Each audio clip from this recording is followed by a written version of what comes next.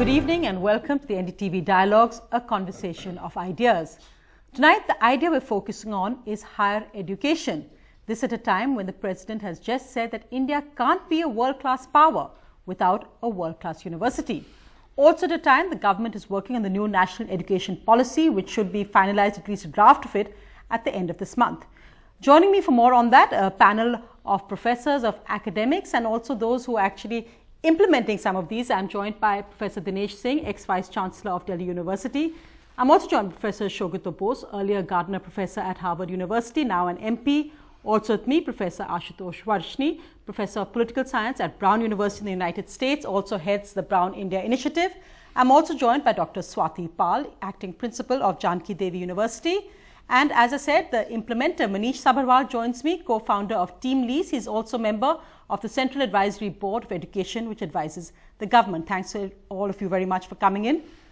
Professor Dinesh Singh, as someone who's just come out fresh in a sense with dealing with all the rigors and pulls of actually being in charge of India's most prestigious university, Delhi University. When you look at higher education today, and I know of course there are no quick fix solutions, what do you think are the big challenges ahead and the big successes India has achieved? You know, in terms of successes, so lest we get demoralized or, come up with this impression that we're lacking significantly, there have been major successes. If you look at the fact that in the health sector, there are data over the last several decades gives us promising figures. I'm not saying we've arrived, we have a long way to go, but our journey has been fairly okay, even in defense production, stuff like that. Or if you look at agriculture, where does this come from? So it's really coming from a knowledge system that India has. Mm-hmm. And so we have been able to sustain some of our needs. But we have a long, long way to go. And somewhere, I fear that there are other things that may help us to lose the momentum. We may somehow lose focus. One, the problem of numbers, huge numbers of students entering our systems of higher education from high school onwards. I was just discussing with Professor Varshni right now, and off the cuff data that I looked at for Uttar Pradesh and Bihar. Mm-hmm. It seems each year, just from these two states, more than 50 lakh students graduate from class 12. Where do they go? What kind of knowledge systems are we offering them? That's a problem. The other thing is, our systems are not as geared as they should be towards the needs of the nation, towards the needs of society. And why is that important? Because that's how you create a knowledge-based economy. Mm-hmm. And when you do that, you create a system of learning where the needs of the nation are put before you, the needs of society. That also grips and inspires the youth. So it's really important to create an ecosystem of that kind. We need to move rapidly in that direction. And finally, just to prove a point, and if you allow me a little time, yes. I looked at the IT company Google. I've been looking at it for some time. And I looked at a major Indian IT company and I did some comparisons. More than 10 years ago when I did this comparison, Google was at that time less than 10 years old and the Indian IT company was several decades old. Google had less than 10,000 employees and the Indian IT company had about 100,000 employees. And Google's revenues for one quarter, which I compared for the IT company in India, were 3 times that of the Indian IT company. Now, just 2 years ago, I looked at the figures again. Mm-hmm. And what Google makes in one quarter, that Indian IT company, which has now more than 300,000 employees, doesn't make in a whole year. Why is that? Google is being driven by a sort of knowledge input. Whereas I think our Indian IT company is not that well driven by knowledge systems. I'm going to bring in Professor Varshni just because in a sense, an outsider to the system, someone who visits India once a year, so you have a different interesting perspective perhaps. Or three months a year I'm in India. Great, so then you have an outsider's perspective still, even with 3 months of a year here. The education minister referred to perhaps this point of making learning or higher education also more in touch with the needs of society, but she referred to it in a way where she pointed out that there are 23 lakh applicants, including PhDs, apply for the post of, say, 368 posts of PNs in Uttar Pradesh. This whole supply and demand issue of graduates, PhDs, highly qualified people coming out of our colleges but then where do they go in society? Where do they get jobs? How is that what you think the central problem facing us today? It's one of the central problems, employment of graduates, undoubtedly. And I think Manish will have the exact numbers. He is very good at stats, so he'll give us the numbers. But last I looked at data, we have approximately, Manish, correct me if I'm wrong, 20 million people registered in Indian colleges and universities, which makes us the second or third largest university system in the world, and China has become the largest. We could be as large as the United States, but there are no jobs. Until the economy grows and grows in a manner, not only grows, but grows in a manner which creates job, which, for our graduates, this problem will remain, and it's quite serious. But I think we should perhaps want to look at numbers to understand the magnitude of the problem. I just want to bring in then Manish Sabharwal, because you raised that. But Manish, one other point has been, and we've seen many captains of industry, we heard Mr. Narayan Murthy say that also some years ago, the problem is that many of the graduates are unemployable. So you'll have industry saying, well, we've got graduates, but we can't hire them because they don't have the skills we need. And that's why the skill development programs are launched by the government. And it's interesting that you, the man with the numbers, the man who helps find jobs, is actually on a central advisory board for education, just reappointed by the new government. What are you doing there? And why do you think that really it's inputs from people like you who are so crucial now in looking at higher education or looking at higher education policy in India? I mean, higher education in India is important from a perspective of social signaling value. But I think we need to recognize that college isn't what it used to be globally, right? 31% of retail sales clerks in the US now have a college degree. That used to be 1% in 1970. 60% of taxi drivers in Korea now have a college degree. That used to be 1% 10 years ago. And 15% of high-end security guards in India now have a college degree.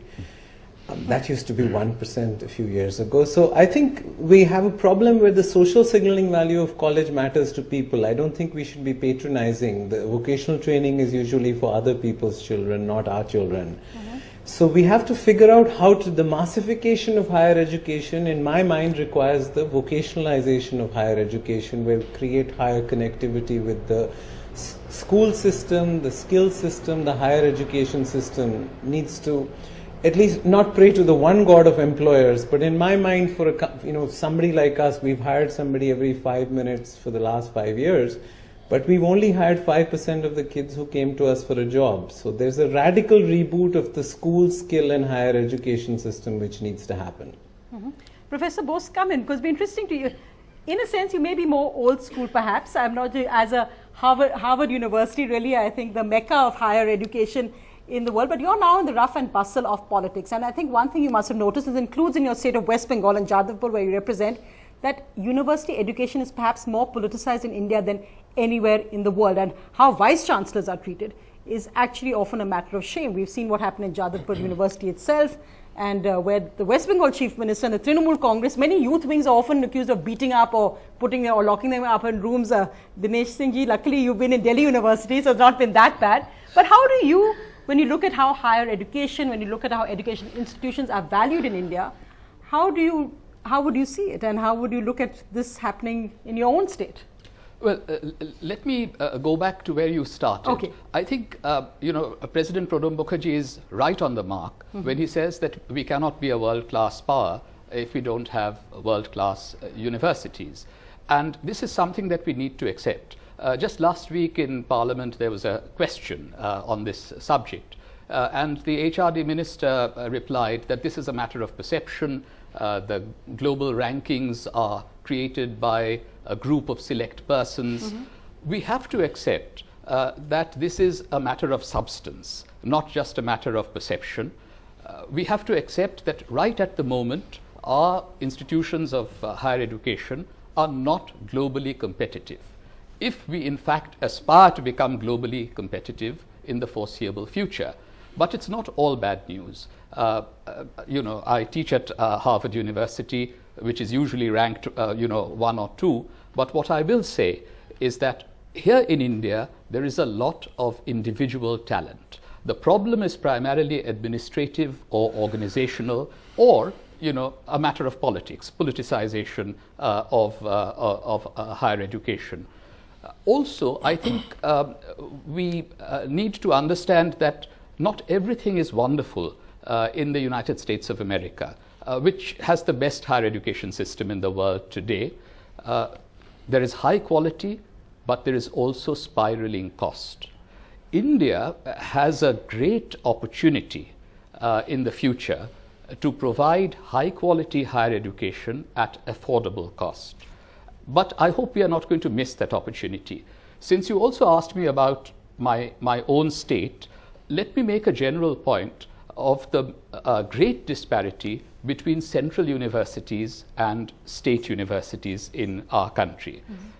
Roughly 80% of our students attending university go to state universities, maybe about 20% to central universities. But if you look at the allocation of resources from the center, it's exactly the opposite. 80% goes to the central universities and 20% to the state universities.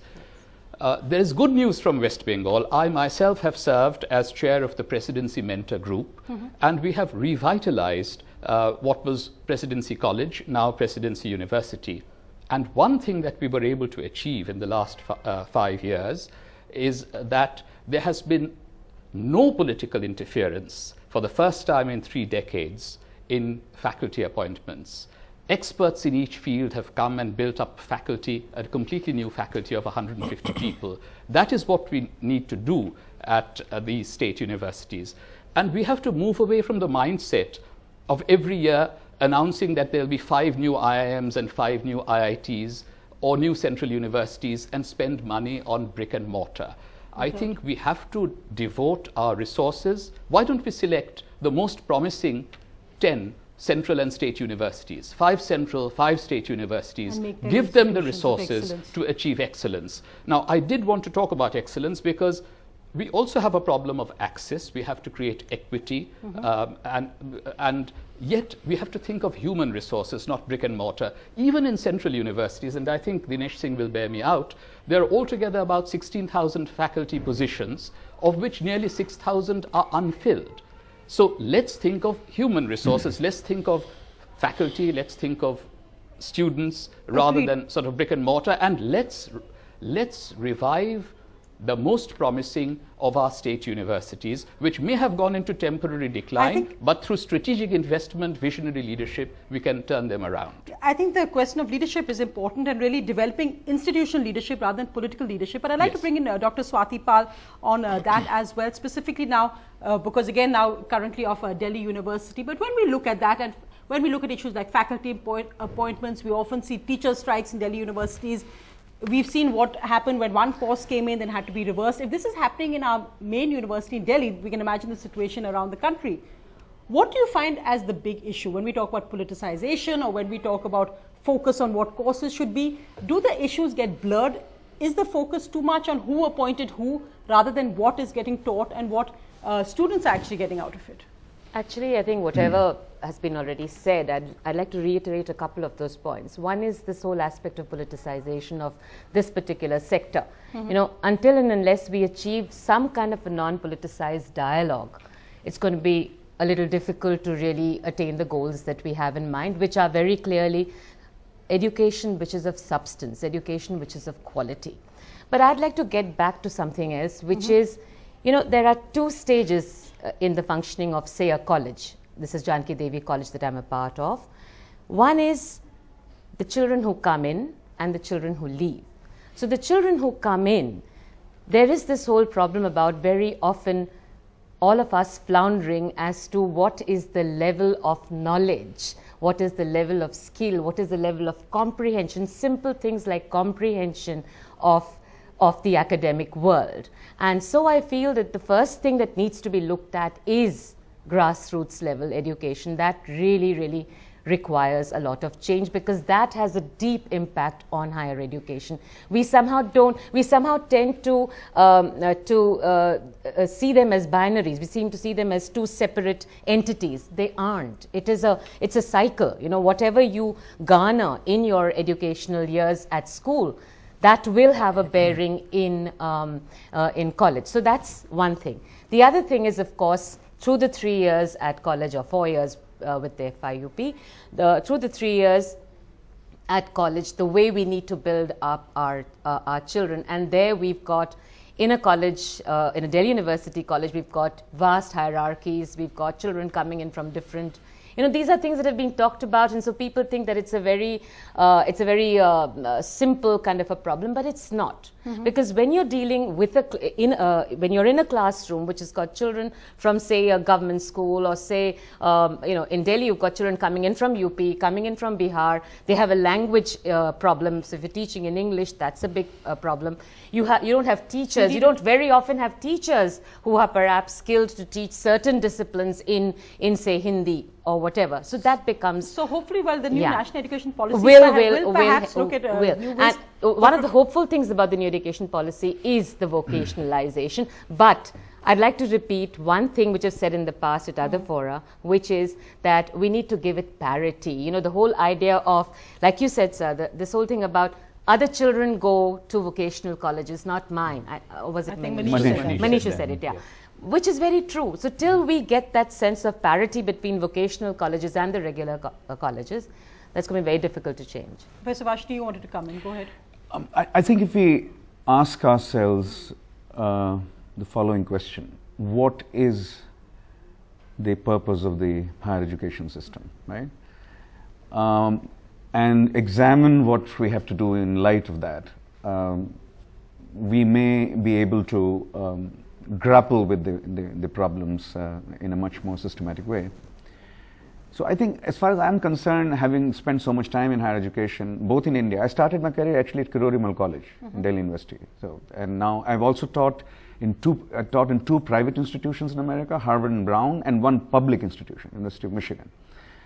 So if we distill all this experience, I'm not an education theorist, we distill all this experience, we are supposed to teach, we are supposed to do research, we are supposed to give representation to the underprivileged, so that higher education is not a seat of privilege or only for the privileged.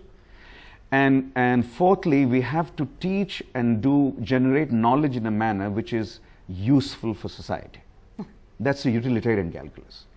So if you use these four categories, teaching, research, representation, and utilitarian framework. Productive, yeah. What has Indian higher education done well? Some institutions have taught extremely well. IITs have taught very well. IIMs have taught very well. St. Stephen's College has taught very well. My old university, Allahabad University, taught very well. But we have not done well as researchers here. And we have represented the underprivileged quite well. In fact, that might be the biggest success of higher education, more than teaching. Right? But we have not been able to do research in a world-class manner, and we've not produced knowledge systems or education systems which are very useful for society, which is what Manish said, that the skill sets that we produce are not usable. Right? That's a question we have to grapple with. So these are the four, in my view. And we also seem to have also resisted new ideas greatly. Professor Dinesh Singh, I'm going to bring you in, because in one way you managed to unite the BJP and the CPIM against you, in a sense, when you brought in the FIUP. So I think you should be congratulated for that. But it's true. But in that sense, the opposition to your idea, the kind of political issue it became, was unusual. When you look back at it, what do you think lay at the core of it? Do you think it was politics, or do you think perhaps you made mistakes as well in the way you wanted to actually roll it out? Do you think you were too much in a hurry, when Indian academia is really the opposite of in a hurry?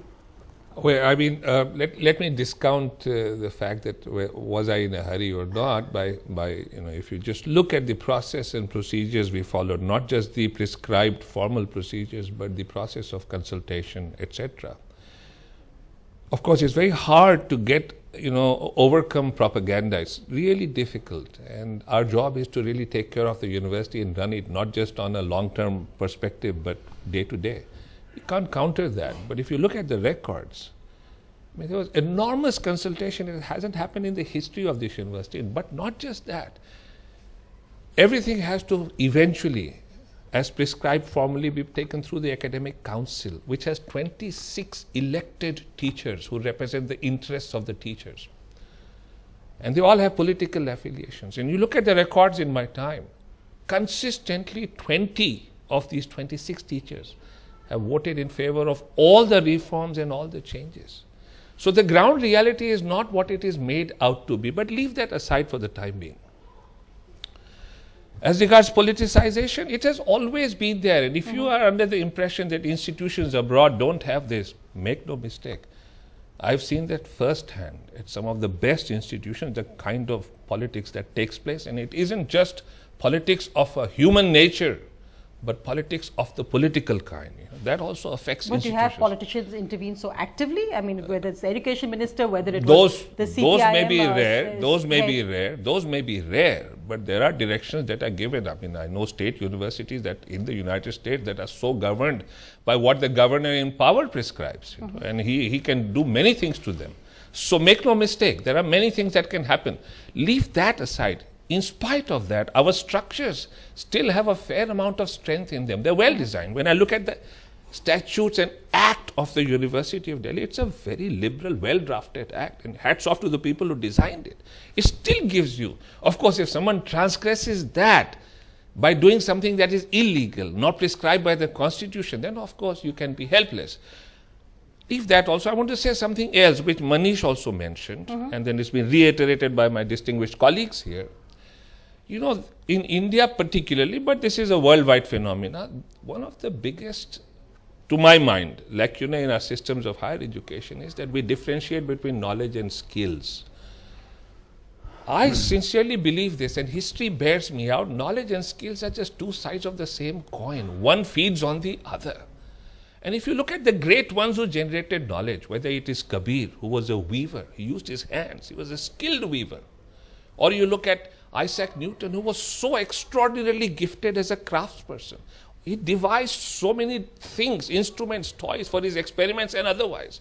Or Fourier, who changed the entire landscape of mathematics of the 20th century. He was a man who was gifted with his hands. All of them. Leonardo da Vinci. All of them. They are so good with their hands. But our Indian systems somehow have, moved away. Totally. There's a deep mathematical theory called the theory of braids. Do you know where it comes from? Braiding hair. Yes, it does. And, India needs to understand that. And we must merge the two. We must have transdisciplinarity, hands-on and transdisciplinarity. Not happening in India.